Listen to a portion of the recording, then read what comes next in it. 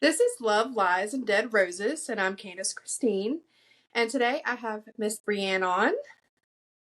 So, Miss Brianne is actually a very good friend, best friend of my current roommate. And she has a very strong story to tell.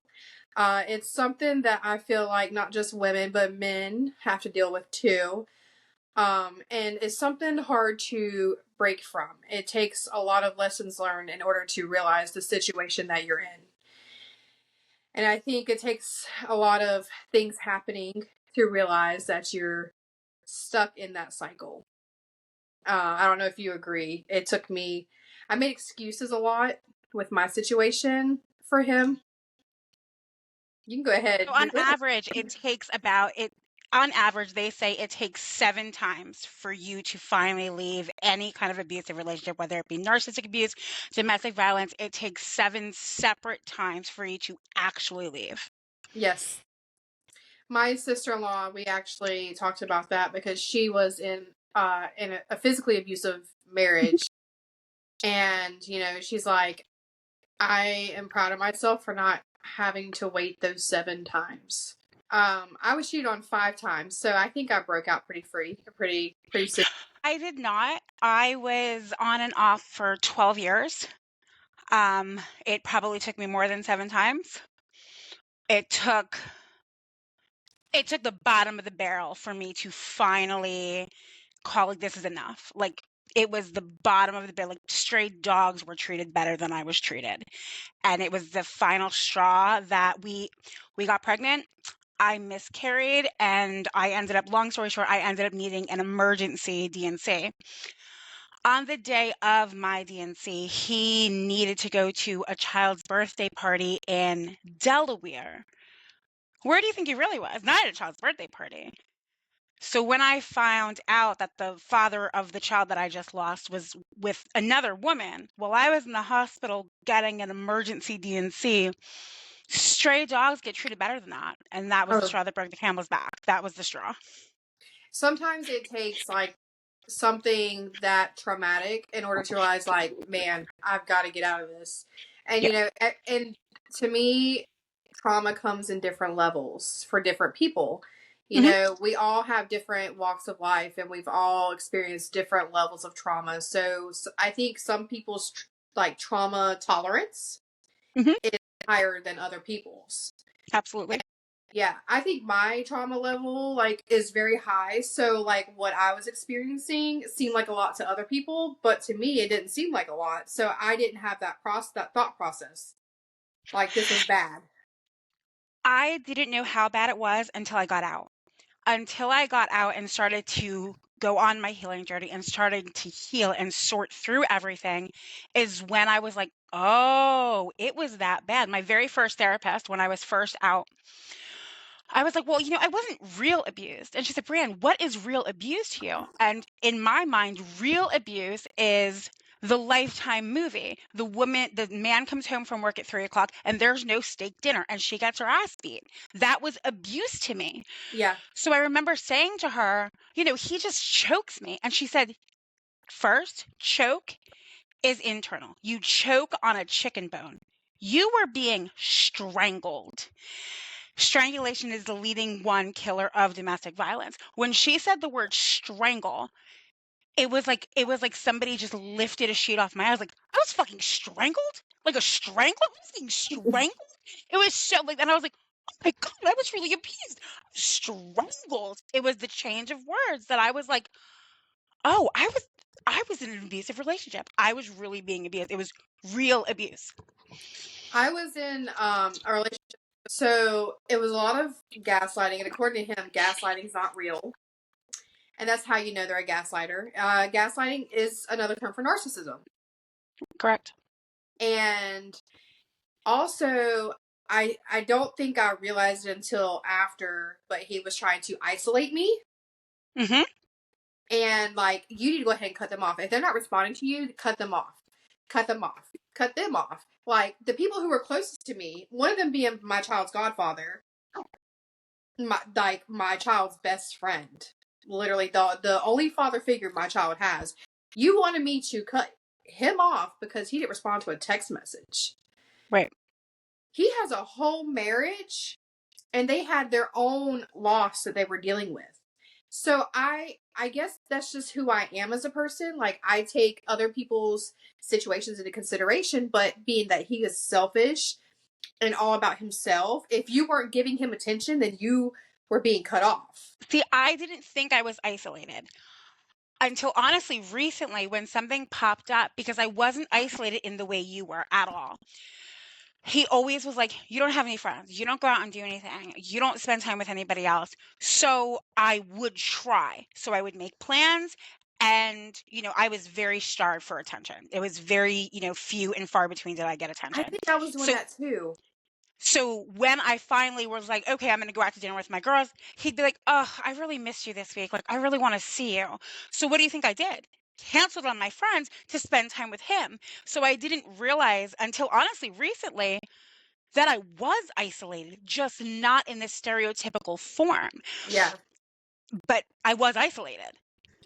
I think a lot of the reason why they do that too is because they panic about the people around you realizing what's going on and be like, wake the fuck up.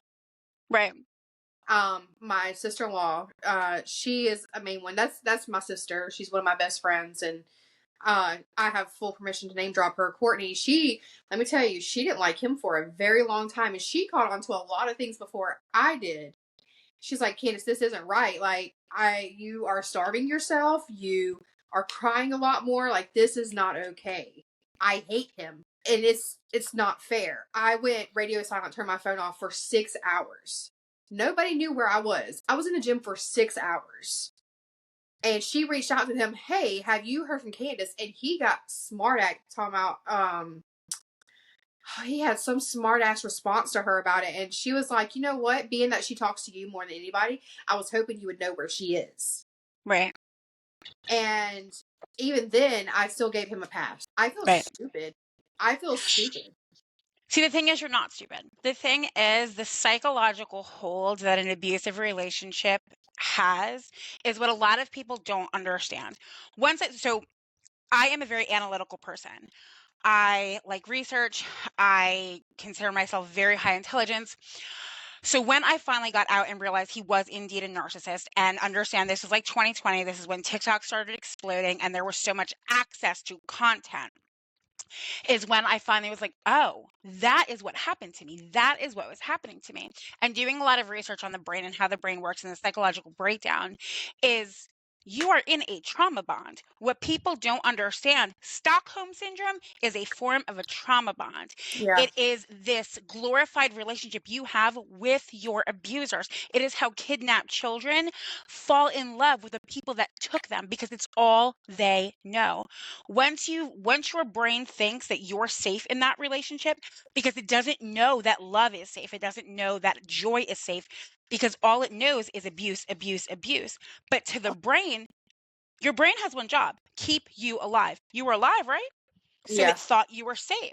So And every time, it misinterprets it as love too. correct? Well, your brain will do anything to convince you to stay in that situation because it doesn't know what the other side of abuse looks like, because that's what your brain knows. That's what you know. So Yeah. when you try to get out, there were times that I truly believed I was going to die. Like, the pull was so strong. I truly thought I was going to die, which is eventually why I would go back, because I would get away for a little bit, and it could be 6 months, it could be a year, and he'd come back.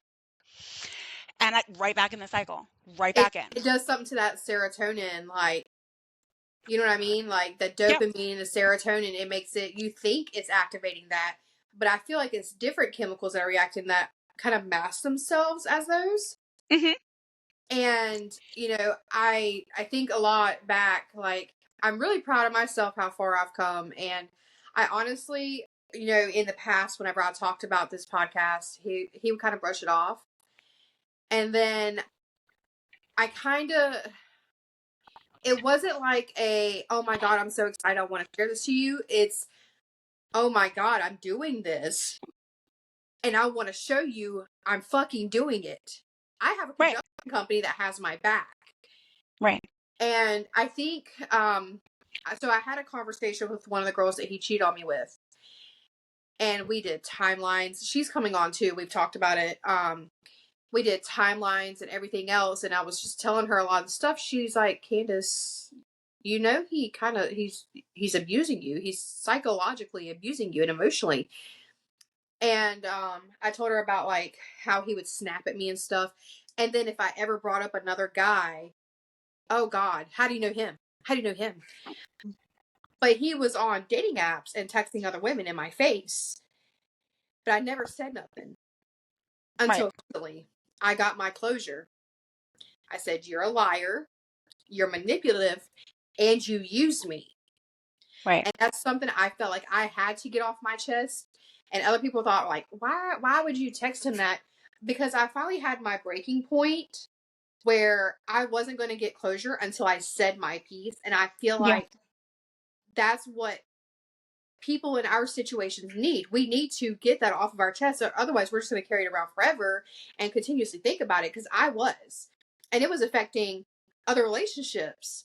And I tried to maintain a friendship with this man, you know, because I don't like leaving things on bad terms with people because you never know what's going to happen. So then I did some conversations with people, and then I talked to this girl, and I was like, you know what? Fuck him. I don't care what terms we leave off on this. I'm about to say what I gotta say. And I laid it out on the line. Like, and Right. it's like this immediate relief. Just, I felt that weight come off, and I was in the best mood that day. Because Right. I felt like in that moment, I finally won. Right. And I think people don't realize how important that is. It is very important to get, especially when the statistics are so low for the people who actually get out, the people who actually stay out, and then the people that go on to break those cycles and not repeat them in future relationships and not continue to repeat the cycle of abuse within your head. Because obviously, when you're in that kind of abusive situation, they have taught you that you're not good enough. They have taught you that you absolutely can be chosen over. They have taught you you're not wanted. They have taught you you're not good enough. And narcissistic abuse actually creates brain damage in the frontal lobe of your brain. It actually creates what could be permanent brain damage because you're in a state of anxiety And paranoid. constantly. So, the amygdala, which is in the front of your brain, it is so swollen. And that is the part that holds your anxiety, your stress. So, after so much abuse, you're in a constant state of fight or flight. Your body doesn't know how to calm down. And it's cognitive dissonance because you know that you're in a bad situation. It's telling yourself two stories that don't match, because this person is saying like this thing, and you're thinking this thing, and they don't align. So now your Yeah. brain is fighting with each other, and you're in a constant state of fight or flight. You're in constant survival mode, and you can't calm down. And when you get out of that situation, and now technically you are safe, the pattern is still here. It still exists. So now you go into another situation, another romantic situation, and all of that's going to get triggered, and it's all going to come back up. You're so on edge. Excuse me. You're Bless so you. on edge and you don't know whether it's bullshit or not. So there is someone in my life who I've known since March, and I just had this conversation where I expect the worst so that I'm not surprised. And you know what I mean? Like I do. and I'm trying to pull myself out of that, and like, oh my God, snap scores, watching the snap scores go up on Snapchat. I Mm-mm. have got to break myself because all that does is trigger me back. So the thing is, right now, because you're much newer out than I am, there are still going to be triggers. Things are still going to be triggered because that's just what your brain is used to. Your job is to do the best you can to eliminate as many triggers. Do not check to see if they're active on social media. Do not look at a goddamn Snapchat. Do not look at a fucking red receipt. Turn your fucking red receipts off. If you can turn a red receipt off, turn that shit off. Hide them from your timelines on social media. Do not go on their fucking social media, because the thing is, your brain can so You're easily looking for the convince you. problem. Your brain can convince you there is one when there isn't one. Like, how many women have you heard say, like, oh, my husband was cheating on me? Where is the proof? Where's the proof? You thought it. Your brain said, oh, he's cheating. Let's look for proof. You create And you literally went looking for. The thing is, we can create things that don't actually exist. So because you're in, a fragiler state, because you're newly out, you're gonna get triggered. As many triggers as you can remove from yourself. The thing is, always tell yourself a story that benefits you. If he doesn't answer you for 2 hours, your brain is going to say, because you're not good enough. He's Because with he doesn't another want to bitch. talk to you. That's my mind goes. He's with another bitch. That's literally Right. every time. Right, because that's conditioning. That's just that your brain is a computer. All you need to change the programming. So when your brain pulls it, because it's going to, you can let it do its thing. It can tell you that all day long, but you always tell yourself a story that benefits you. Just telling yourself he's talking to somebody else, does that benefit you? Does that make you feel good? It probably doesn't. So you tell yourself, like, he's busy at work. His phone is in a well, his phone is broken, he's watching a movie, he didn't see the notification, anything that benefits you. Like, he's busy at work, but he still makes me his number one priority. You need to start changing the story you tell your brain. Your brain is conditioned to tell you the negative because it's what you've experienced. You're the only one in control. There is nobody telling that story but you. You can tell your brain a different fucking story. People get stuck because they don't know. When I first got out, girl, I didn't know what normal was because I'd been That's right. abused for so long. I didn't know if it was okay that I didn't hear from somebody for 2 hours. Like, I didn't know that wasn't this catastrophic thing. I didn't know how to act. I didn't know how to feel. I had no idea because I'd been abused. So I didn't know everyone had thoughts in their brain. Like, I didn't know everyone had an inner dialogue. I thought there was something wrong with me because all I knew is abuse. And I didn't know that you could change the words in your head. I didn't know that. I thought, like, this is just it. I just don't get these things. I just don't get it because it says I don't. Through different practices, I changed the story in my brain. I changed the things I told myself because there is, like, this most amazing, glorious life on the other side of abuse, and it is attainable. It is. It may include days on the bottom of your shower floor choking on snotty tears, but healing is possible. Getting to the other side is possible. But it's shutting down all of that chatter in your brain that's telling you you're not good enough, you're not going to have love, because I didn't think I was going to. But I did. And I never wanted to go back.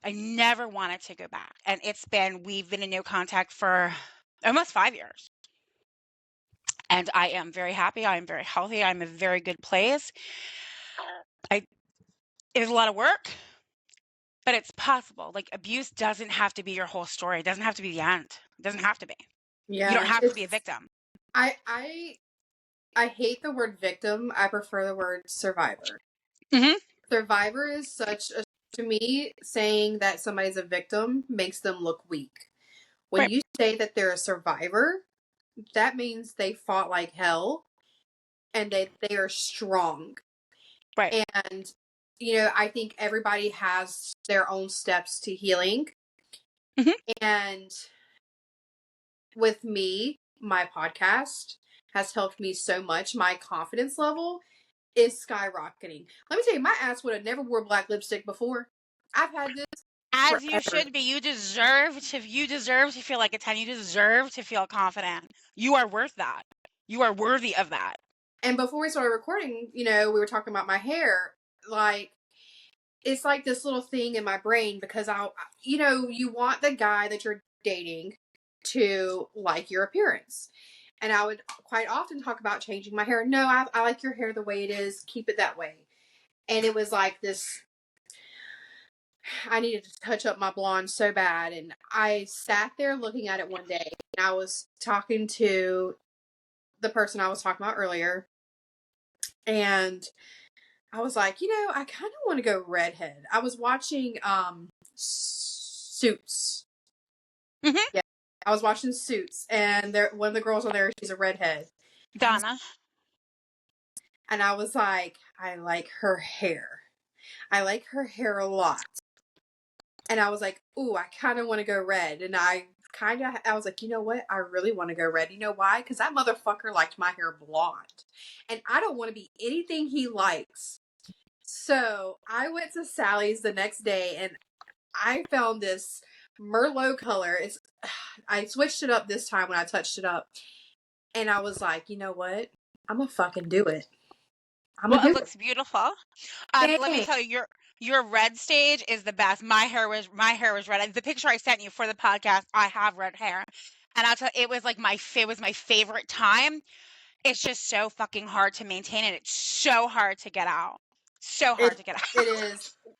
Well, I have me a new friend who's a stylist, and when I'm ready to pull the red, she's going to help me pull the red. And Excellent. we have a plan for the next color, and it's going to be my original goal hair. I can't She wait. had mermaid hair, and that was probably my favorite I hair. did The that. top was blonde, and underneath was that like bright fuchsia pink, purple, and blue, like that was like my favorite. Oh, I But had you have blue hair, purple tips once upon a time. blue hair is gorgeous until Yeah. and it goes from until it starts to fade. It goes real quick. It goes real fast from like this gorgeous, beautiful blue to like Swamp green. trailer park blue. Like Swamp green. yes, yeah, and especially when you have blonde hair. Yeah, It it's a time. It was fun pulling that out. I got chemical burns from that one. yeah, blue's hard too. Blue is hard too. But I there is no restriction on hair. And the first thing a woman should do when they pull themselves out of a situation like that, change your damn hair. I am the queen of dyeing my hair. I can't even tell you how many times. That is my thing. Like I'm not into tattoos and piercings because I can't fucking stand needles. Other people like I wish I did. Like I'll wear a temporary tattoo, but if you're gonna poke me with something sharp, I don't want It's that. not that bad. I you get it. You get a needle, I throw up. Like you get a needle, I throw up. You don't even see the needle. Honestly, I slept through my first tattoo, which was a granny. You should see me with a splinter.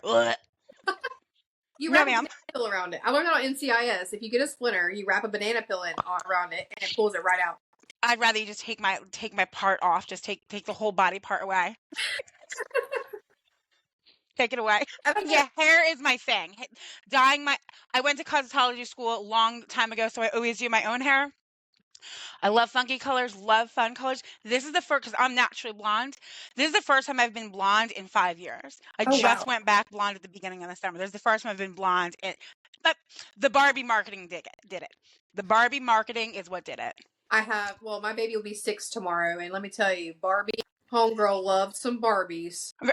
Tell her invite me over. I will play Barbie Dream House in a minute. I She was the has one. queen of the I have it in Barbies. storage. She has the 3-story Barbie dream house. I had the original in the 80s, the one with the little pull elevator, the very first one. Pull my little Barbie right up the elevator. I would play Barbies today. That girl, I'm not good at imaginary play. I like realism. I don't know. She's also my little horror movie buddy. I don't know how, but I also, when I was 6, I snuck and I watched Scream for the first time. Loved it. By the time I was 9, I knew every line in that movie, and I think that's what sparked my true crime fascination. And that's something we're going to be doing for the Patreon for this. Is I'm going to tell my mom true crime stories and get her reaction, because my mama is something different. She is old school, but like super dramatic. Yeah. Bob Marley reincarnated. That's funny. And so, but she's also the person who got me into it. I was 15 looking at the crime scene photos from the Manson murders and researching the psychology of it and the psychology of cults and all that stuff. So I think that's like, and apparently I'm weird for all that. That's another thing he told me. Like the things that I was into, I was weird for. A narcissist's goal It's is to to change who you are. it is to put you beneath them. So the thing is, a lot of people think narcissists are these super secure, outgoing people. Superficial. They're not. They are actually so insecure and they are so self-hating.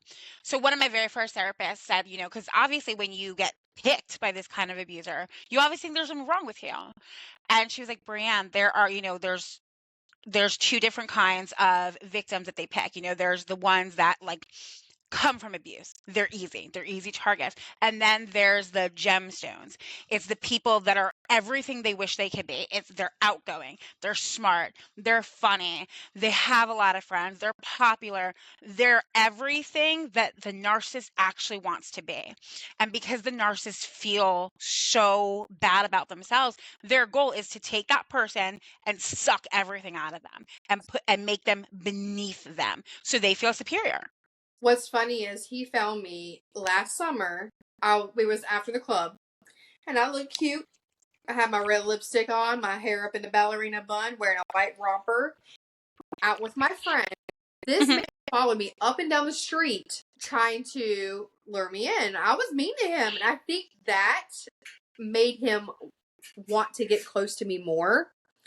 And then he flipped and he showed me the things I had never been shown before, opening the door for me, cooking for me, stuff like that. And then Love bombing.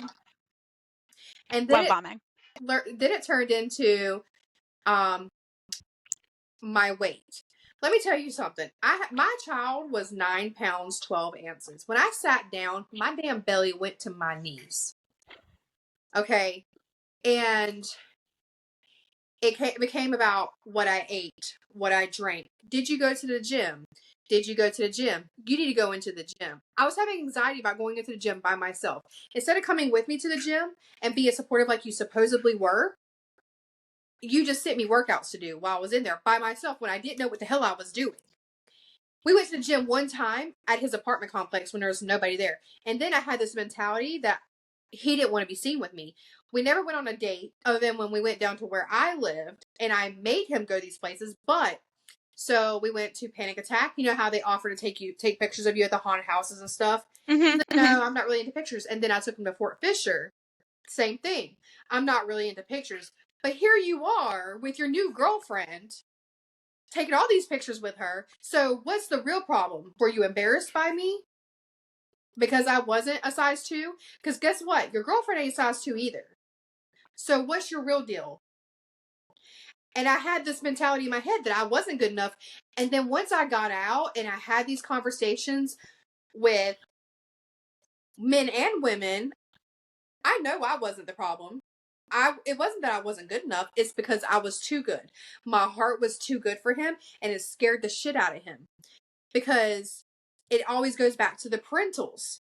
He always told me his mama didn't love him and was hard on him and mean to him. His mama didn't love him enough. That's why he was like the way he was.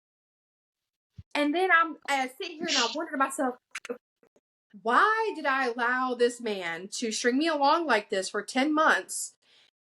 And I didn't even like him at first. I didn't like my ex at first.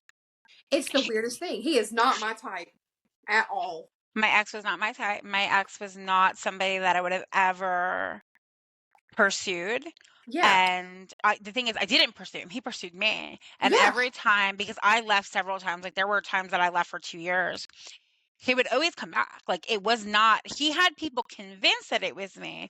Yep. But I was never, he was always the pursuer. It was always him chasing me. And then when I finally gave in, that it would be really good for a very short period of time, and then we would just do it again. Back again. Yeah. Narcissists, what people, because the word narcissist is so overused in our society, because it is so overused. Not every man that treats you like shit is a narcissist, okay? They're not. I promise you they're not. A narcissist is right up there with a psychopath and a sociopath. There's actually something wrong in their brain. I really think so. Their brain is not wired the way our brains are wired. They truly believe they are the victim. We all think like there's no way they can actually think they're the victim in all these situations. They truly believe it. They're so convincing because they do believe it. So when I sent my little thing, I said I talked to ... and I said my piece. And he told me to stop messing in his past and he's done with his past. I said, I didn't mess in your past. Your past messed with me. Your past reached out to me. You did this to me twice, but she's the one who actually came to me and was like, hey, I feel like we need to talk. There's some things you need to know. And then what the problem is you got caught in your lies. Right.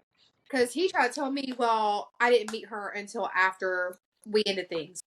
No, you ended things, first of all. And then he took everything she said and stretched it out to where I would hate her. I hated her. And I told her that I hated you because of what he told me. And I trusted him. So I thought he was telling me the truth. Turns out I was at his house one day and she was at his house the next. And she was, at the time I was blonde, she's a brunette. At the time, she was getting blonde hairs all over her. And everything was like piling up. And I was like, this motherfucker thinks he's slick and he's not. And the problem is the reason why he got so bent out. He made sure to tell me, I love my girlfriend and I envision us being together for forever. You're trying to rub it in my face. You're trying to belittle me and remind me that you didn't envision a future with me. And then he turned around and told that girl that the reason why it didn't work with us is because I have a kid. And he's just not with it. So what narcissists do is, so everything you want from a narcissist, understand a narcissist is going to give it to the next person and they're going to make sure you know about it. Because a narcissist is never done. The thing is, a narcissist is never done. My abuser and I, we haven't, like I said, we haven't spoken in 5 years. Now he is, when I tell you he is blocked on everything. Anyone that we mutually are friends with or we know in passing knows he asks about me, because he still does, it's to get shut down. There is no fucking communication. But the thing is, when they stop, because they never want to, the thing is they never want to stop abusing you.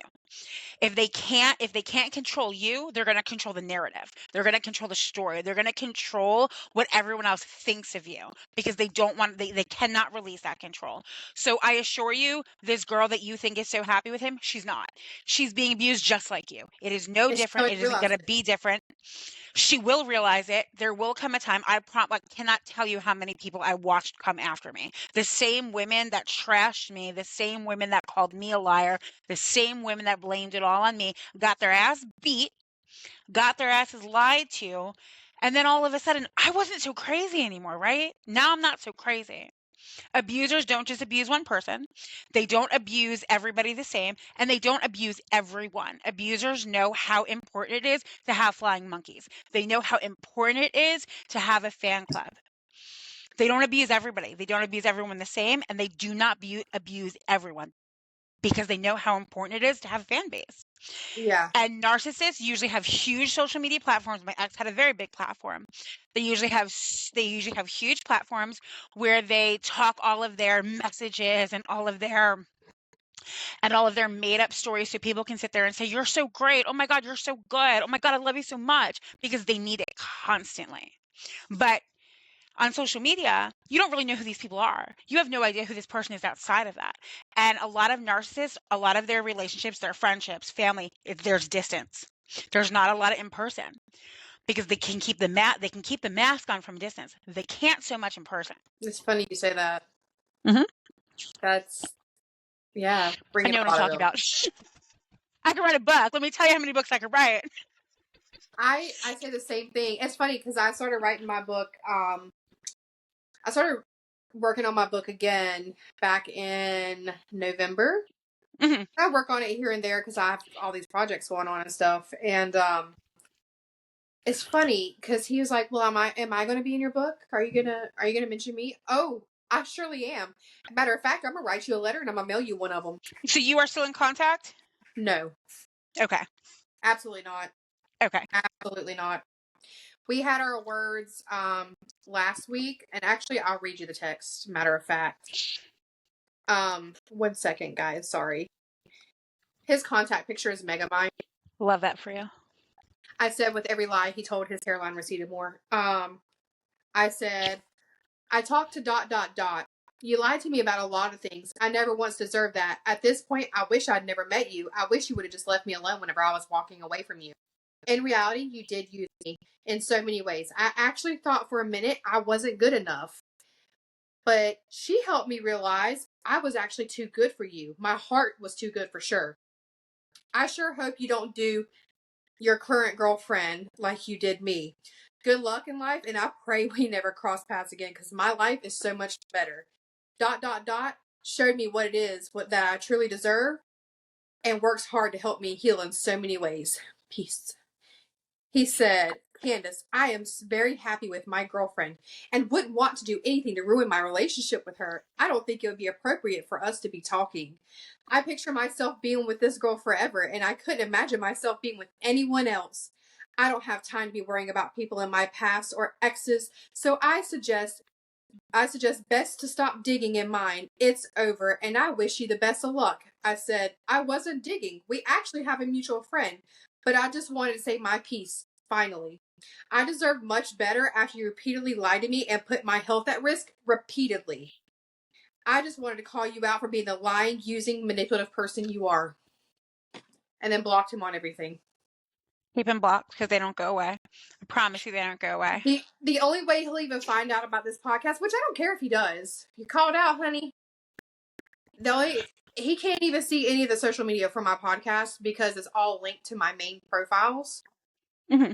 So the only way he's going to be able to find out about anything is if he listens. And honestly, I wouldn't be surprised. I had a TikTok platform in like 2020 and my abuser found mine. And he, here's the thing. I don't care. I've never named him. I will never name him. It's my story. At the end of the day, it's my story. Yeah. If you don't like what I say, maybe you shouldn't have done it. That's how I feel about this podcast in general. The thing is, I'm not talking shit about anybody. I'm not trashing anybody. Not that I care either way. But correct, it's the truth. Everything I say is the truth based on my lived experience. It's truth. Can't debate the truth. It is the truth. You may not like it. You may not like people knowing, but it is indeed the truth. I have never lied.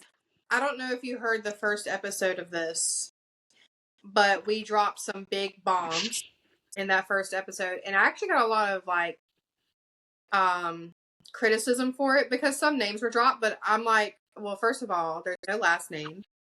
Second of all, if you don't want the truth out there, then don't act like a fucking idiot. The thing is, as long as it's the truth, there's nothing anybody can do. It's the truth. It's your story. The thing is, it's 50% your story and it's 50% the other person's story. It's your story. You have every right to tell it. If they want to speak their side, they can get in your seat right now. I will let you on. The thing is, we are abused silently. You heal loudly. Don't ever stop talking about it. Don't ever stop talking about it. And I don't talking is healing. And I don't want people to misunderstand, and I want to go ahead and make this clear. I don't want people to misunderstand what this podcast is about. It's not about gossip. It's not about trash talk. I mean, it's not all going to be heavy. It's not all going to be dark. I mean, I've got another guest coming up, and that episode's going to be funny as shit. I already know it is. I already know. It's about to be real grown up. That's all I'm going to say. But there is no limit on the topics. What my people want to talk about, I'm going to let them talk about. Right. There was a firework. We are in Wilmington. We don't know if it's fireworks or gunshots. Oh, girl, I'm in Richmond, Virginia. You never know what's going on here. I'm in Richmond, Virginia. Stafford? I know Stafford. Yeah, yep, I know Stafford area and all that. Yeah. Yep. I've been to Richmond a few times. Yeah. It's something. You never know. You literally, you have no idea. It's a gunshot, it's a firework. It could be both. It's a combination. One of my friends and I were talking last night. I was like, dang. I was like, this is a good night for somebody at Wild because there's so many, literally in every direction there were fireworks going off. And I was driving neighborhoods to get my little girl a front row view of them fireworks. And boy, we were watching them set them off. I found her a front row view and I was like, okay, stay close to me because we out in the hood. I mean, I might be able to know how to treat a gunshot wound. I don't know. Maybe something will pop into my head where I could do it. I watched Grey's Anatomy. I'm basically a doctor. Fair enough. I've watched so many medical shows. I feel like I definitely think I can intubate. Like I definitely think I can fucking intubate somebody. Like let it come up. I'm gonna get them. My I'm mom CPR said, certified. I there you got a go. little card. I got a card and a mouthpiece. I'm gonna intubate if I gotta intubate. My mom said, if the zombie apocalypse comes, Candice, you're going to be the medic of the family because you've watched more medical shows than anybody. I said, well, I guess I could be the investigator too, and the people on people crimes because I watched enough crime documentaries too. Me too. There ain't no telling. Fair enough. I have absolutely. I don't really watch them anymore. I used to watch. Why can't I think of the name right now? Snapped. The thing with Snapped was that I would watch it so much. And my ex used to joke, and he'd be like, "You keep watching, like you're gonna wind up on Snapped." And I was like, "Sweetheart, if I fucking wind up on Snapped, you're the victim. You're the Literally. fucking victim." And Literally. there were too many times that I was rooting for the killers that I was, it's enough of this. We can't watch this anymore. It's understandable. Because now I'm rooting for these damn killers. Most of it have it coming. Yeah, it's understandable. It gets to a point where you get why they did what they did, and you're not necessarily sympathizing, but you understand. There's an understanding there. Like, right, there was this show, I almost got away with it, right? And the best episode I've ever seen was this woman, right? And she killed her husband, and she chopped him up, and she put him in Rubbermaid totes and put his ass in the garage in the Rubbermaid bins, right? Keeps his ass for 5 fucking years. Moves to a new house, no garage. So she puts him in the guest bedroom in the Rubbermaid fucking totes. Moves houses, packs up this dead fucking corpse in the U-Haul, and drives his dead ass to the new house. Puts it in the fucking guest closet. Her fucking nosy ass niece and husband come for a stay. And they open this guest closet and they're like, what's in here? And there's a dead person. Like, mind y'all's business. He was fine sitting in that closet. Mind your business. And that's how she got caught. But 5 years she had that man in the Rubbermaid totes, where he belonged, in the totes. There was, oh gosh, I forget her name. There's a podcast called Morbid Podcast, and they cover true crime, and they told this story, and I forget the nickname they had for her. She's out in Australia, and she chopped her husband up, cooked him, and then served him to his children because they were mean to her. And I was like, damn, talk about revenge. She literally served revenge to them on a dish. See, the thing is, I like people who think outside the box, and that's outside the box, and I like that. Like, I like that. I like that. There's only like one serial killer that I think kind of sympathize for is Eileen Wuornos, because she was raped repeatedly. She was in industry. She was a sex worker, and then she ended up killing these men. And she's actually the first female serial killer on record. Oh, I do know. Yeah, I do know who that is. I do know who that is. From Monster. Yes. Uma Thurman, maybe? Or Charlize Theron? Uma Thurman. Yep. It took me a second to click. It's Uma Thurman. Yeah. Yeah. And I kind of I felt sorry for her because life never gave her any chances. Right. She never got a chance at breaking that cycle. And my child, there's one generational cycle that I did not break, and that's single motherhood. But I surround her with great male influences, and those are her uncles and her godfather, and they work out for her so much. So we have her godfather, we have her Uncle Jonas, that's my gay best friend, love and adore him so much. He came to her graduation, so my daughter's half Mexican, and Jonas is Mexican, and everybody was like, is that her dad? Is that her dad? He's like, nah, man, no. Yeah, I like men. But the fact that he showed up and he was taking pictures and he was like that proud uncle, the way a dad should be so proud. Right. And I love that. She calls him just to tell her all about her life. Right. Call him and talk to him. And then we have her Uncle Jake, who loves her to death, and her mama Leslie, who is like another grandmother to her. And, you know, my ex was so worried to death that I was trying to make him a stepdad. No, baby. No. I'm not out here, and I'm just putting this out here. I'm not out here looking for a stepfather for my child, because she has those male role models in her life who will fight for her and kill for her or whatever it takes. If that comes along, that's great. But I'm not pushing that on anybody. But I told you the night I met you that I have a child. Don't be acting surprised by it now when you came down to my grandparents' house and was picking her up to touch the ceiling and hanging out with her and having conversation with her. Don't play me. But the thing is, we're all adults. So when you date somebody that has a child, the thing is, if you don't want to be a stepdad, if you don't want to be a step parent, don't date people with children. It's very simple. Like, it's a very simple Thank thing. you. It's a very simple thing. The thing is, when you date people with children, the goal, we're all adults. The goal should be, I want to be with this person, I want to marry this person, I want to have a life with this person. They have kids. It's not their kid, it's our kid. My whole Yeah. thing is, I don't understand the power struggle. I want my child to be loved by as many people as they can be Yes. loved. So if you're dating somebody that has a child, if that relationship goes the way you want it to go, that child becomes yours too. And I don't like the whole, like, like the redheaded stepchild thing. No, no, because what I wouldn't want as a parent is my child to go to your house and you treat your daughter better than mine. When I That send is my my child to biggest you, fear. I want my child and Charlotte to be treated the same. I want you to love those two girls the same. And I'll do the same for your child. That's like, Yes. children can never have enough love. And Yes. so many cycles that we repeat throughout our adult life start as children. So your subconscious beliefs are developed under the age of 7. From 0 to 7, your subconscious beliefs develop.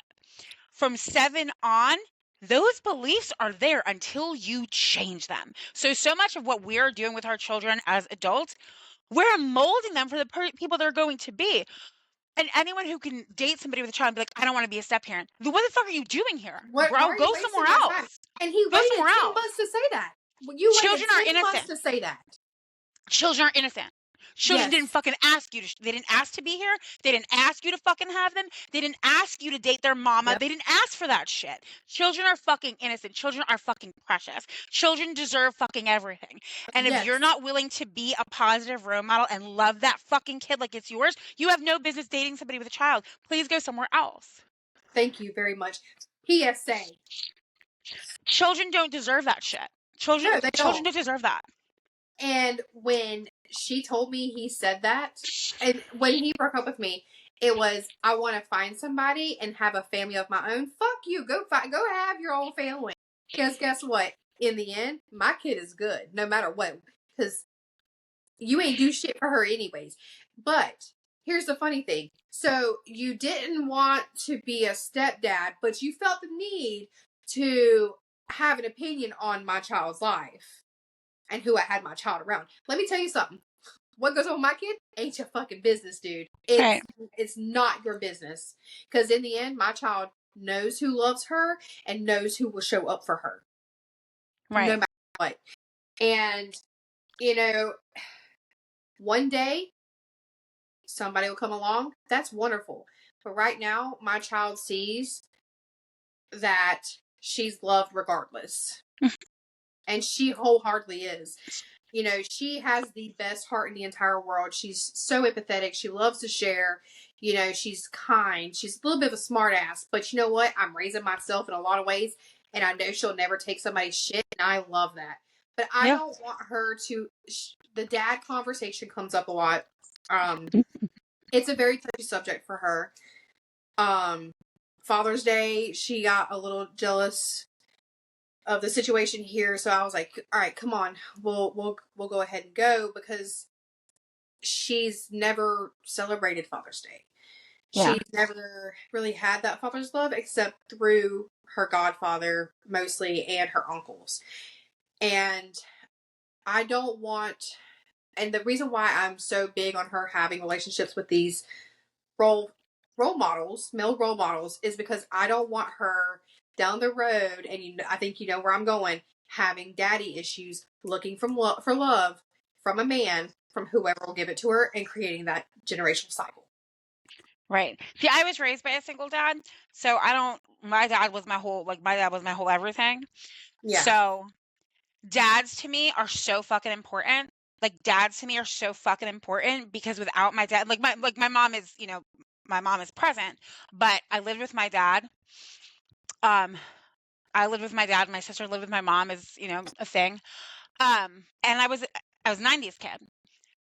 A single dad in the 90s was not a common thing. No, My it was dad was not. the only PTA. My dad was the only PTA dad. My dad was the only daddy on fucking field trips and school trips. And I twirled baton and I played sports. My dad was the one there because that was my primary parent. So I look at men with kids or men that are coming into situations with kids. Dads are so fucking important to me. Like the whole world caters to moms, and I don't mean that in any way towards any woman. Like moms have it hard. But for me, my savior was a dad. I was raised by a single dad, and I understand like what I could be without the dad that I had. Moms are important, but so the fuck are dads. Dads are Yeah. so in fucking important. They're so important. My dad died when I was 15, and I'm sorry. it's okay. I've that is one thing I've healed from. I've gotten some closure on that, and we knew it was going to happen. My dad was Hmm. sick, um, but I don't talk negatively about him at all because I just think about the good things when it comes to my Right. daddy. I get told a lot that I am all the best versions of my dad. He was not a bad person by any means. And I love hearing that my personality reminds people of him. Um, and people say that my kid reminds them of him, and I love that because it's Right. a lot of keeping him alive some way, somehow. Absolutely. And like Charlotte, she's only got my mom. Like that's the only grandparents she really has, other than my grandparents. Hmm. And she calls them by their names that we gave them, and she stayed with them last summer, and let me tell you, she had the best time, and I love it so much. They told her stories about my dad. That's your grandpa, and kind of letting her know that you have a grandpa. He's just up in heaven, and he's watching you.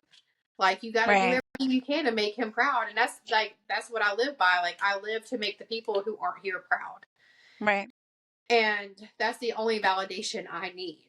I think, Right. especially with, I feel like my dad was silenced on a lot of things and he never got his chance to speak his story. And I think me giving people the platform to speak their story, and it makes him proud. And also, you never know who's listening who needs to hear what we talk about. And that's the thing. The thing is, you don't know how many people are in the situation that you are in.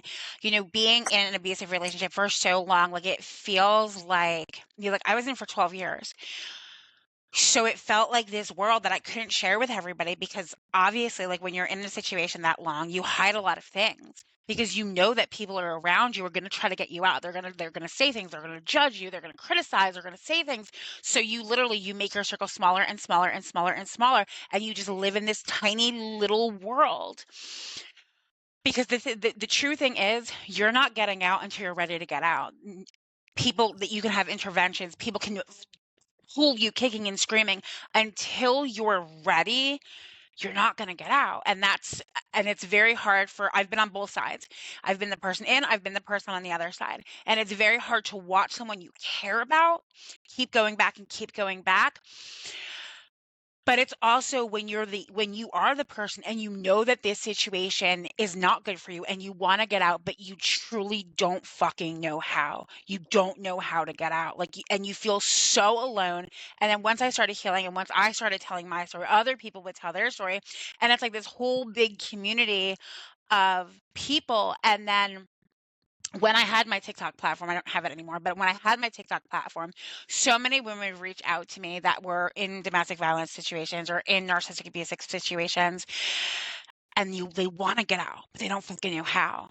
And once they're out, They don't know how to not go back. They don't know how to not repeat the cycle. And the thing is, if our conversation today helps one person, then we've done our job. Exactly. Because you can get out, you can stay out, you cannot, just like you can break a generational cycle, you can break a cycle of abuse.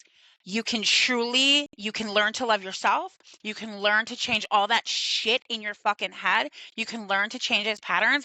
And you can learn that love is so fucking safe and love is beautiful and you are worthy of everything in this world. And there is this gorgeous world on the other side of abuse. There is. I do want to say, like, so just in case there is somebody listening, I do want to offer like a little tidbit my mama told me a long time ago.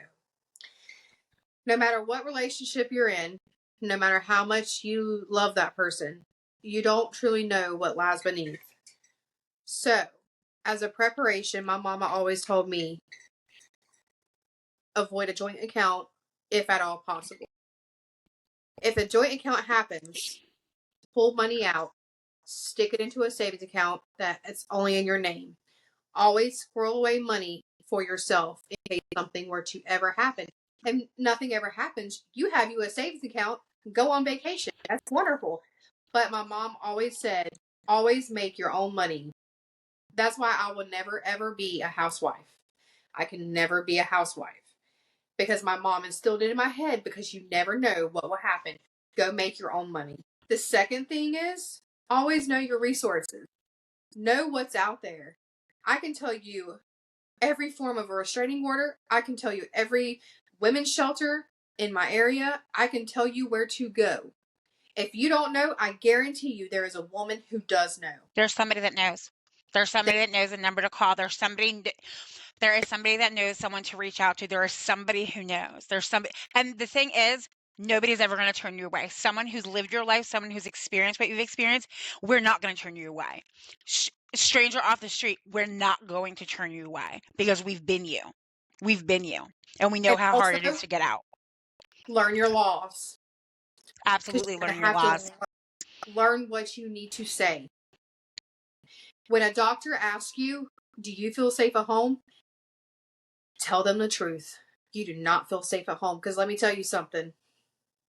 I ended up with a restraining order against a family member for that. I had surgery on my back and I had to tell them. I stayed away from home for a week while I healed because I was scared. Right. And it's okay to put yourself first. Always put your health and your safety first. It is always okay to put you first. You should always put you first. You are the person that you should choose above anybody else. You should always come first. And the thing is, you can love, you can be in love, you can have a love of your life, but one of the loves of your life needs to be you. You Yes. need to be your own love of your life. You need to be the love of your life. Nobody is I, more important than you. I told the next guest I'm going to be recording with tomorrow, and I was like, I don't even know how we got on the topic of it. He was on a TikTok live, and I was like, when I lost 50 pounds and learned to love myself, I became such a. Listen, I think I'm a bad bitch. You are a And bad bitch. I don't give a fuck what anybody else says. And that's the thing. That's all that matters. My whole thing is I am very big on loving yourself. I'm very big on women empowerment. My whole thing is I'm going to walk into every room I walk into like a motherfucking 10. And like I'm the best person in that room. Now I want you to walk into that same room like you're a motherfucking 10 and you're the best person in that room. I don't think I'm better than you, but I want you to think you're the best person in the room and I'm going to think I'm the best It's person in not the a room because competition. we can all it is not. It is not. Women, all this social media, women knocking down we have a whole world of men to do it for us. We don't need to pull each other down. Women need to uplift other women. I love a girl's girl. I love women who love women. I love watching women succeed. I love watching women do great things. That we can do anything we want to. And another thing I can't stand as a mother is mothers knocking mothers down. No same person has the same parenting style. Right. I had a woman talk about what I did in my free time when my child was with my mother. Let me tell you something. Hell yeah, I'm going out. I'm gonna go shake my ass if I want to. And that's the thing. The thing is parenting is so hard. And it takes so much out of you for you to judge somebody else because they parent fucking differently than you, because they do something differently than you. Like, no, nobody, no one person has all the answers. Nobody has all the fucking answers. There are no answers. What works for you might not work for me. We're all different people and we all do different things. And just because I wouldn't do what you did or vice versa doesn't make you wrong and me right. Like, So in my mentality, so I play two roles. And if I give me a weekend off where I can go out and let loose and not have to be either one of those roles for just a couple hours, I'm going to take it. Because let me tell you, if you don't do it, if you don't do something that you enjoy when you have the chance, you're going to be miserable. I was miserable for 4 years because all I did was work, mom, work, mom, work, right. mom. And I had to do something for me, for my own sanity. I had to break out those rules. And when I saw her post that, let me tell you, I took me a little Snapchat of me taking a shot, and I'm like, hell yeah, I'm gonna live my life. I am a mother first, but I'm not just a mother. You're Candice. And you're allowed to have an identity separate from being a mom. Like you get to be a woman, you get to be a friend, you get to be a girlfriend, you get to be a wife, you get to be all those things. You don't just have to be a mom. A No, mom is just part of you, where it's not everything. yes, and people like cringe at me for thinking that, and I'm like, I don't want that to be the only thing. I want this podcast to be an empire so that I can build a future for my child. Let me tell you something. My child is something else. She's already got YouTube videos in my phone from where she wants her own YouTube channel. And I told her, I was like, you have to wait till you're at least 6. And let me tell you, turn 6 tomorrow. And she's been reminding me, Mama, remember you said I could start my YouTube channel when I'm 6? I'm like, yeah, well, now I know how to do it. So damn it. But I'm gonna let her do it. Like, I don't think that I'm just a part-time mother, because I'm not. I have a full-time job. Everything I do is for that kid. This podcast, I am doing it for her, because lo and behold, if she encounters somebody one day in the future, she can refer to this podcast, say, listen to my mom. Right. And just for clarification, so we don't get our asses dragged all over the fucking internet, if you just want to be a mom and that is your whole identity, and you love, that is total, like, you are, and you love momming and you love doing all the crafts and you love doing all the activities, you love doing all the things, and I love that for you. But it doesn't make somebody who wants to do shots on the weekend wrong. Both versions are amazing. Both versions are incredible, but they're different, and they can both coexist. Both Now, versions of momhood can exist. for clarification, my child has never seen me drunk. Right. The only thing she knows what wine is. Here's the thing. I'm an 80s baby. We were fucking drinking wine cooler capfuls in the backyard like fucking 5 years old with our feet in a baby pool. But the whole fucking neighborhood was drinking wine cooler caps. I had every person in the neighborhood smoking cigarettes in my fucking attic when we were 11. Like, get out of here with that. Like, as long as my kid is not in the house smoking a fucking joint, we're fine. If I want to go and party on the weekend, she's okay. As long she's somewhere safe, she's somewhere loved, she's somewhere taken care of. You did your job as a mom. But if you want to stay in the whole weekend and you want to play slime and you want to do nails and fingernails, I love that for you too. Right? Like, that's the thing. Both are incredible. I do both things for her. Let me tell you, I have done a full beat of makeup on that child, because she's been watching me since the day she was born, watching me put on makeup. That is something I have instilled in that baby. I love kids that love makeup. I love to play makeup. This kid, let me tell you, she is Barbie's in makeup. I'm a girl's girl. Like, you want to do glitter and slime and pink and Barbies and fucking rhinestones and glitter. I'm your girl. Unicorns. Fuck, I love a unicorn. I love a fucking mermaid. She loves unicorns. She loves mermaids. And I nurture that in her. Just because I go out doesn't mean my kid's not being nurtured. Because let me tell you something. What people don't see is me and her together. I let her watch whatever she wants on YouTube. And then she tells me about it, and I listen to her. And my phone is her phone too, because I've got over 300 videos of her in here. And I let her have it, and I let her make her little videos, and that's our thing. When I do go out, like when I was with my mom, and I went out with my mama one night, my brother watched her, took my mom to a bar for one drink in Fayetteville. I was trying to get my mama out of the house, and I did like the full beat.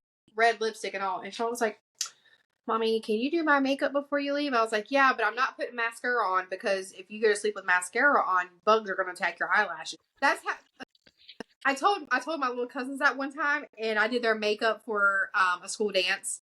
And they came home freaking out. I'm like, we gotta take our mascara off. Nady said that bugs would eat our eyelashes. Their mama was calling me. I was like, but true, like if you do enough, mites will eat your eyelashes. It's a real thing. I mean, but not one application, girl. Like not one But time. it's how I teach them good hygiene and Now good they're gonna be skin. terrified that every time they see a damn Maybelline mascara, they're gonna be bugs. You give these children, they're gonna be on the therapist couch like, my aunt said that if I use mascara, it's gonna be bugs. They're traumatized, these babies. Well, I told Charlotte anyway. Okay, no mascara. It's too late. I was like, okay. Out in these streets with short, stubby eyelashes. Got these babies out here with bald little eyelashes, no mascara. Not my kid. She's over here looking like Snuffleupagus, man. I want it. I hate when kids and men have these long, thick eyelashes. Like, what do you need that for? What do you need it for? You don't. A man with those eyelashes. A man with a fat ass, a man with good shaped eyebrows, and a man with long lashes. What the fuck do you need those things for, bro? Like, what the fuck? Who? Like, for what? For what? For what? What is the reason? For fucking what? They got really good lips, like luscious top lip. Oh my god. Well, that's useful. That's useful. That's useful to me. Your fucking eyelashes ain't. Your fucking eyebrows ain't. But your fat lips. I mean, yeah, I can find a couple uses. But not your fucking long ass eyelashes. But I want them luscious lips too. I have to like overline to get me some kind of top lip. Do you? Yeah. Okay, go to Ulta. There's a brand Essence, and there's a lip plumper that has cinnamon oil in it. Now, I don't know if it's an allergic reaction or if it's just doing what it's just plumping. Girl, go put that on now. It might be an allergic reaction. It got pepper oil in it. Put one little layer. Girl, they're going to be this big. It might be an allergic reaction, but it's going to work. I got bottom lip. I just don't have a top lip. Like, if I wasn't so scared, I do that. I saw this thing where, I don't remember who it was. Bless it. I don't remember who it was, but she takes something and she massages her lip to like wake them up. And I was like, not to wake it up. I sat there for like ever. I was like, oh, mine's not doing it. I guess I just don't have a top lip. Get you some lip plumper, and anytime, like before you go on video, before you go, literally squeeze them. Like just squeeze the shit out of them. I thought about getting like the little suction thing. Give me some real DSLs. I mean, fair enough. Why did it make me think of you look like the 4th of July. You make me want a hot dog real bad. That's immediately where my mind went, because her lips are fucking perfect. Real bad. I want her lips. You just gotta pinch it. So, I mean, I got pretty decent lips, but just especially when you're on camera, just squeeze them really hard. Squeeze them really hard. Listen, if I start getting a revenue, I'm gonna start getting lip injections. It's for maybe I can get a tax write-off for it once I get an LLC for this. I can get a tax write-off, and I'll write off my taxes for my appearance for these videos. Fair enough. Look, I'm gonna start getting that Botox because my damn worry lines are there. It's a real thing, y'all. Let me tell you. Once I get on camera, I see it all. The bags are genetic. I can't get rid of those. My child has them too. Really? Yeah. Do you ice your face? So I have a jade roller that I use that I put in the refrigerator for a little bit, and then I'll roll it across, and I do. Girl, I've done green tea eye patches, gold eye patches. I've done every eye patch you can think of, and they do not go away. And I sleep. Girl, I sleep. I mean, I saw some logs. Try some ice. Hey, no, I'm gonna get some. I mean, that's fine too. Ice or Botox. I mean, that's fine. Whatever works, right? One day, I don't want no facial expressions. No facial expressions. You're gonna be out here looking like goddamn Farrah from Teen Mom. Her face don't move. I don't keep up with Teen Mom. I don't either. You know, she's always all over somewhere because people are always talking about her, and she's gotten so much work to her face. Like, she's a jump scare now, poor thing. And she was gorgeous, but she got a little extra work done on her face, and her face don't move. Whew, I wish my wrinkles didn't move. When I smile, they're there. You I know, don't have a lot of wrinkles. Kim Kardashian says that she doesn't smile because it causes her wrinkles, and it makes so much sense now. It I makes don't have a lot of wrinkles. stay blessed. Listen, I'm in cahoots with the Lord. Like, look, the Lord said, baby girl, I'm so sorry. I gave you a narcissist for 12 fucking years. Youth. Let thy found fucking youth. Well, a lot of people don't believe me whenever I tell them how old I am. They think you're younger or older? Younger. How old? It's my cat meowing, and I I'm heard. trying to whisper, tell her to shut up. She's coming closer, and I'm She trying to said, like mom whisper, you like, shut up. give me attention. Like, I'm recording, bitch, shut up. How old are you? I just turned 34. Yeah, you look younger than that. You look younger than I don't that. see the sun. I don't know. I live on the sun, as you can clearly tell. I live on the sun. I should be on the equator. I belong on the equator. I'm working my way there. I'm trying to make time to go. Charlotte and I were supposed to go to the beach today, but my grandma was like, Candice, it's going to be 112 once No, you get. today wasn't a beach day, baby girl. No, today wasn't it. And I am a beach baby. 8 to 10 hours is what is the kind of shift I like to do on a beach. Like, I like to do a double shift. A shift. It's a work shift. Other people, they go to work, they come home. I'm still on the beach. I'm getting sun poison. I'm going to the hospital. Oh, how did I do that? Oh, girl, no. I did a thumbs up. How did we do that? I have no idea. No, I'm not even gonna put sunscreen on. I'm gonna sit my ass on that fucking beach for 10. I'm gonna do a double. I'm gonna sit there for 10 motherfucking hours, and I'm be fine. I came to Wilmington last summer. I literally sat my ass on that beach for 8 hours for 3 consecutive days. And yes, yeah. I was just there in, when was I just in Wrightsville? I was at Ruthie's for a little bit. March. I feel like March. March I was there. Yeah, March I was there, I think. February, March, one of those months. And I stayed at a hotel on Wrightsville Beach. Was it like the stacked one? Mm-hmm. With the indoor pool? Yes. I know what you're talking about. All the way at the end. Yes. The balcony view. I know. I was taking pictures when I was out there. I was like, oh my gosh, I'm doing a delivery. I was doing DoorDash. I was like, oh my God, this is great. I want people to think I'm on vacation. What? Oh my God. And the rooms, after we get off, I'll send you your email. I'll send you the fucking rooms. Like, it was like a suite. Your roommate and the baby, they were both there. It was like a whole suite. Like, I had a living room, I had a little kitchen, I had a bedroom. Like, I was only there for one night because it was off season. Like, now I'm sure it's $400 a night. Mm-hmm. Because it was very much off season. But yeah, you could see the whole beach. Like, I was all the way at the top. They had the hot tub. That's what I'm a beach baby. I'm a beach baby. I'm like a houseplant. I need water and sun. Like, I can't live without it. I need it. That makes me think back to the 90s when my mama would be out on the beach with baby oil. Yeah. He was brown. Yeah. She stayed with the baby oil. And I'm like, woman. And you know what happened? Guess what happened? What? She got skin cancer. Yeah, I don't believe in skin cancer. I don't believe in that. I think it comes from sunscreen. She didn't use sunscreen. She just used baby oil. She was cooking herself. She died for that. That generation's built different than this generation. They're built different. Their skin is different. Different.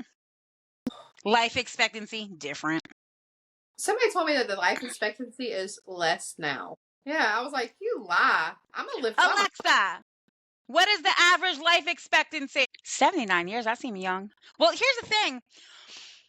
80 seems like a long way away. Like, how much could you really do in life after 80? Like, I feel like 80 just cap it out. Like, I think 80 is a good age, just tap out. I'm about to do some math real quick. My grandpa died in 2005 and he was born in 1932. Oh my gosh. 2005 minus 1930. Why are you not picking up my one? So my papa lived to 73 and my grandma died. I want to say she died in 2013 minus 1933. So my grandma died at 80. That's kind of wild. I mean, life expectancy. She also had cancer, so I feel like people are living a lot. I told my grandparents, my dad's parents, that they're not allowed to die. I won't survive it.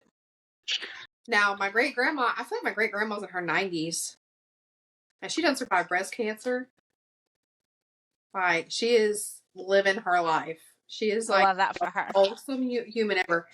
She's so precious. I love me an old person. My very best friend, she's a geriatric nurse, and I love listening to her, like her stories and stuff. I love me some old people. They've got the best stories. Some of them have lived some of the craziest lives. I mean, that's true. My grandfather retired as a CWO5 for the Marine Corps, and I love listening to his Marine Corps stories. Love. My grandpa was a World War II vet. He emptied out Auschwitz. So Wow. he had a lot of stories, but that was his whole personality. He had raging PTSD that wasn't diagnosable at that time. My But because papa. that's what people don't realize, that PTSD hasn't even been diagnosable for 20 years. Like, PTSD is actually newer. It's actually Yeah. newer. Like, PTSD was not always a thing. All of these men that came back from war, like my grandpa, it was his whole life. It was his whole identity because he suffered from PTSD. I think people in my family misunderstood my papa. So my mom's dad, my papa, he fought in Korea, and Mhm. he was also born at the very tail end of the Great Depression and Right. the recovery of the Great Depression. So they never let anything go to waste. Like, he was frying up pig brains with his eggs. Right. And one of his favorite memories was, like, one of his favorite things, I should say, one of my favorite memories of watching him is he really enjoyed watching the grandkids eat. And he always went and took us to buy a new pair of shoes because he didn't get that. He didn't get Right. Yeah. he got hand-me-downs. He was one of the babies of the family. So by the time the shoes got to him, they had holes in them. My grandpa was the youngest of 14 Yeah. because at that 13. time, that's how big families were. They were that big Yeah. then. Newsflash to whoever my future husband is, I have no more than 2 more kids. I I'm a can't imagine C-section mama. 14. Like, I can't imagine what do you do with them? Where do you put them? Where do they sleep? How Where do do you they feed them? go? Like, what do they eat? What do they do? Like, what if 14 people do? What do they do?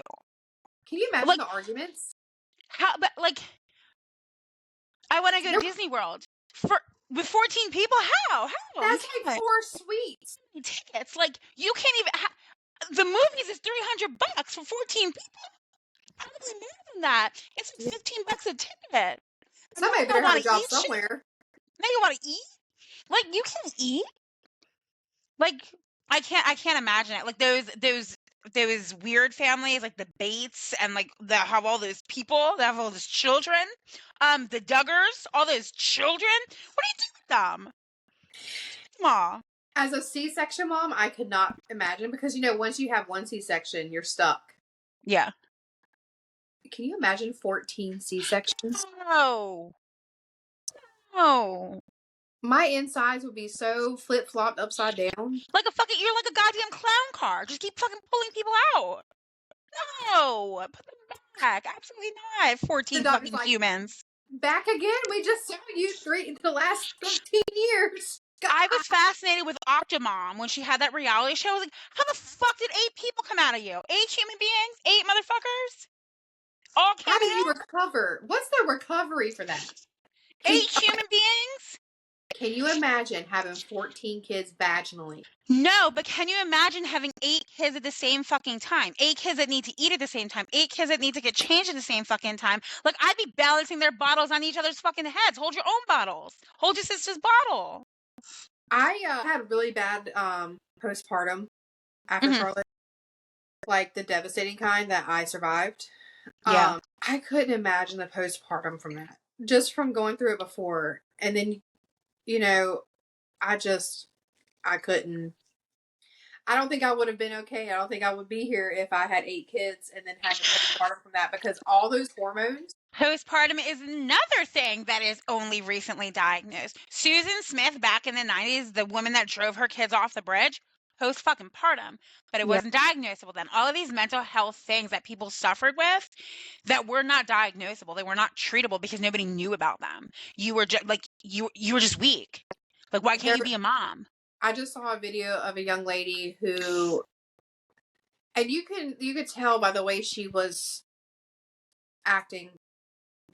She had severe postpartum, and I'm not making excuses for what she did. She left her baby at Right. home and she went to a pool. But being there, I understand the mentality of needing to get away. Right. I get it. Granted, I had an incredible baby. She never cried. She was the happiest baby. She slept through the night from day one. She was holding her head up before I gave birth to like an infant, not a newborn. I went 42 weeks with her, so I skipped the newborn stage, I think. Right. But so my sister's little girl, when she was a newborn, she cried incessantly all the time. So bad my mom cried with her because it was just so uncontrollable.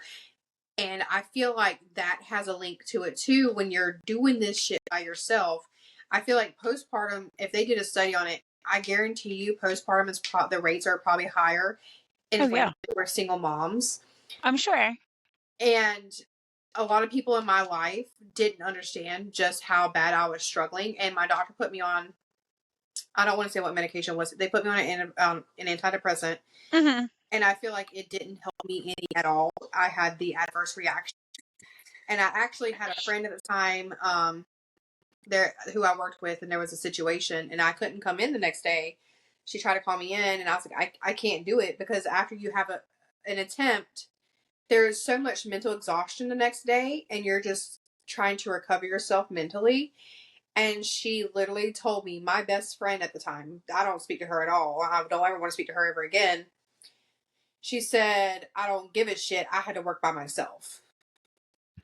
Because so many people don't understand mental health. Like, so many people don't understand that I think they look at it and they're just like, you're just weak. Like, you're just not, like, what do you mean you can't get up and brush your teeth? What do you mean you can't fucking take a shower? What do you mean? Because people who haven't experienced it don't know. Like, what do you mean you don't want to hold your baby? What do you mean you don't want to be snuggled up with your baby? What do you mean you want to be away from your baby? Your baby's 2 weeks old. What do you mean you don't want to see your baby?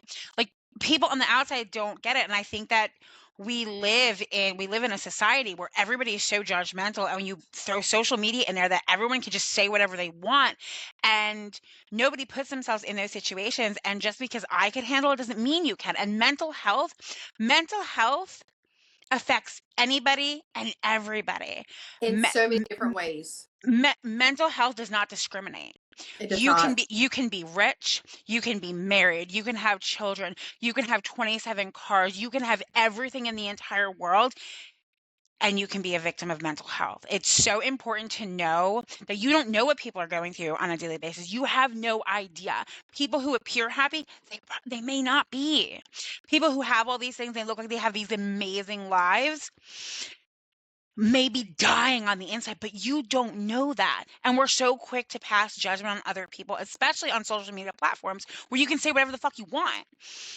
And we don't take those couple of seconds to really think about, like, what could these people be going through? Like, have I ever been so depressed that I couldn't brush my teeth? No.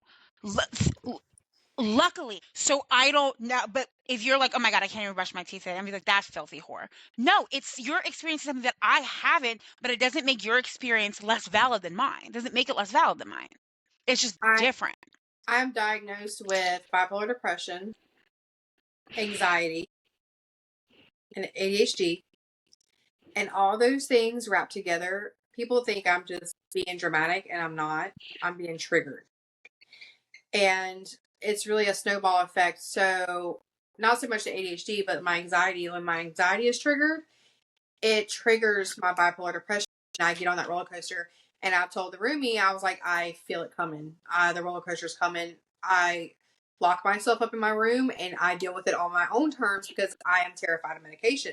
So I have to find my own ways of dealing with it, which is why I stay busy. I keep myself busy because it keeps my brain at ease. And, I have that anxious attachment style and it triggers my ADHD, and then I go into that dark hole. So I really try to work hard on keeping my brain on the levels I want to keep it on. And people don't understand the constant struggle that I am in every day. this podcast, you know, I get anxious about it because I wait for the negativity, because I know there's people out there. I said this in my first episode. There are people out there who don't like me to just not like me. They don't even know me, but they choose not to like me because somebody else don't like me, or they don't like something I've said because I'm opinionated. I am verbal. I speak about my feelings. I stand up for myself. I don't take shit from anybody anymore. And that's just where I'm at with it. And I check reviews every single day because I'm waiting for that one person to say what they got to say. And I'm going to send them an invitation. I'm going to send them an email or a message with the invitation that you got. So if you got something to say, come on. Come talk to me about it, because I refuse to let anybody else trigger those thoughts in my head. You will never, ever again make me feel less than what I am. I struggle enough beating myself up that I'm not going to let somebody else beat me up too. And as you shouldn't. But here's the thing about beating yourself up. The thing is, anything that you say to yourself in your head, if you wouldn't say it to me, why the fuck are you saying it to you? If you wouldn't tell me that I'm not worth loving, why the fuck are you saying it to yourself? Treat yourself like you're your own best friend. If you wouldn't say it to your best friend, why the fuck are you saying it to yourself? Yep. Everyone in this world can say, why are you saying it? Why are you standing in front of the mirror and saying, like, oh, I'm fat, oh, I'm ugly, oh, I'm not good? Why? Your brain is listening. Everything you say, this little guy in here, he's fucking listening to you. And then he's Words like, oh, I am huge. So I am your woo-woo girl. In my healing journey, I became this woo-woo girl. I'm your plant girl. I'm your meditation girly. I'm your EFT tapper. I'm your sound bather. I am that girl. I say affirmations all day, every fucking day. I do not tell myself a fucking story that does not serve me. If Yep. it isn't what the fuck I want, it doesn't go here. It doesn't go in this world. Because your brain will try to convince you that things that aren't real are real. That's fear. Fake evidence fake evidence appearing real. Fear is nothing. There is no such thing as fear. The only thing to fear is fear. The solution to all things is love. You always choose love over fear.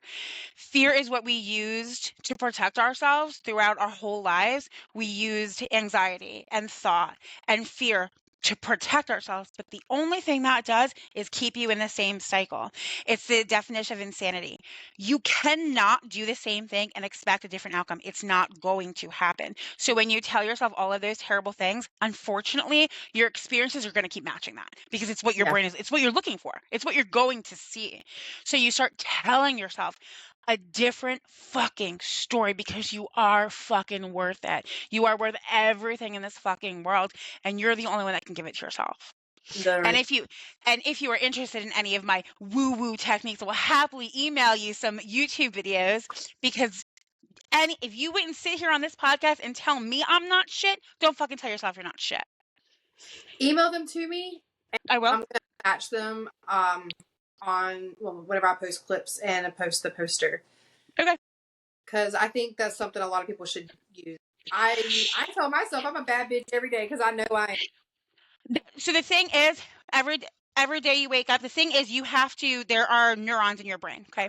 There's neural pathways, and we're so used to, it's like a train, okay? And you've created these neural pathways in your brain over time, okay? And now the train is on the track, and it's going on the same track, until you start to fucking change it. Every day you wake up, get up, go in front of that mirror, use your fucking name. Candice, I love you. Look yourself in the eyes in that mirror 10 times every morning. Whatever hand you brush your teeth with, brush it with the other fucking hand. Teaches your brain to do something different. Every single morning, and you will notice it start to fucking change.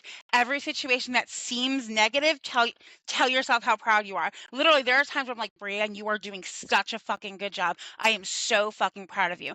Anything that your little person needed to hear as a child, if you needed to be told you were good enough, if you needed, you say that you are your parent now. You are that little tiny Candice inside. You Feel be the the inner parent she child. needed. You parent that inner child. There's little time like, Brianne, you're okay. You're safe. I love you, baby girl. I got you. We're good. You soothe yourself like you would soothe Charlotte. That's how you talk to yourself, because you deserve that. Definitely. I work hard at it every single day. I pull myself out a couple. You know, I do my own system of things of pulling Yeah. myself out. Sometimes I just need a minute to myself. Mm-hmm. You know, I people a lot. I do people a lot. I don't love people a lot. I deal with people at work, and then I do people on this, and sometimes I just need my little quiet little moment where Right. I do my decompression stuff. Sometimes I do puzzle games just to, That's you know. actually really good for your brain. Yes, I do it before bed every night. I do a puzzle before bed every single night. I love that. I do those you know those games where you have to like you have to find the different things. Like it's like a Yeah, picture. I do Christmas ones because I'm fucking obsessed with Christmas. Christmas makes me so happy. So I do Christmas ones every night and I look for all the little things. I do. So like you pull the different color screws out of the wood to kind of like clear the board. Yeah. And then I do Sudoku, and I do the number thing where you make equal 10 or match. Mhm. And then I do like find the three of a kind. Yeah. And it's just how I decompress before bed every night. And Charles like, "Ma, another game." I'm like, "Listen, one day you'll get it." The thing is it starts to filter out a lot of that noise. Yeah. So it It starts to keeps my filter out because brain that's busy. where your focus is. And usually I have better dreams whenever I do that. I have better dreams before bed because I'm not overthinking about Right, different because you're out of scenarios. the thought loop. The thing Yep. is, like, you're out of the thought loop. That's what people don't understand. And sometimes we get so caught up in the thought loop because the thing is, the only part of life you have is the 60 seconds in front of you. All you have is the present moment. When you spend all of your time in here, in the past and the future, you're not living life. You are It's missing taken away from the life. moment. You're missing life. Being mindful and living in the present moment is so important, especially to people with mental health. Like, I'm somebody that never thought I was getting to the other side. I never thought I was. But I'm here. And everybody can get to the other side. It's just It's awesome. learning how to drown out that inner critic inside you. Learning how to drown it out and tell yourself things that you want to hear because you deserve to hear them. So, before we end, is there any last words you want to give anybody out there that might? No matter how lost you think you are, you're always one thought away from a new thought pattern. You're always one thought away. You're always one thought away. I really enjoyed having you on. I I think loved talking to you. I think we touched on a lot of things that a lot of people can learn from and take away from this. I agree. This is Love, Lies, and Dead Roses. Do you have any social media you want to plug? You don't have to if you don't. I do have social media. Go ahead. Plug it. I think I'm just Brianne Leigh on all of it. Okay. I will put the spelling up there because I definitely spelled it wrong the first time I sent it to my producer. Excellent. Most Me. people do. You're good. This is me as a person. Everybody spells my name wrong, so I'm gonna do everybody else the same way. Fair enough. Fair enough. As always, follow us on Instagram, TikTok, Facebook, and we are now on Twitter or X, whichever way you call it. You can search Love, Lies, and Dead Roses for all of those. Give us a follow. You can find us on Apple Podcast, Amazon Music, Spotify, YouTube, Buzzsprout. We have a website now through Buzzsprout. And on Apple Podcast, you can send me a text message. Till next time. Thank you again for coming on. It was great. Thank you so much for having me. Of course, and you're always welcome to come back. Thanks so much. Bye. Bye.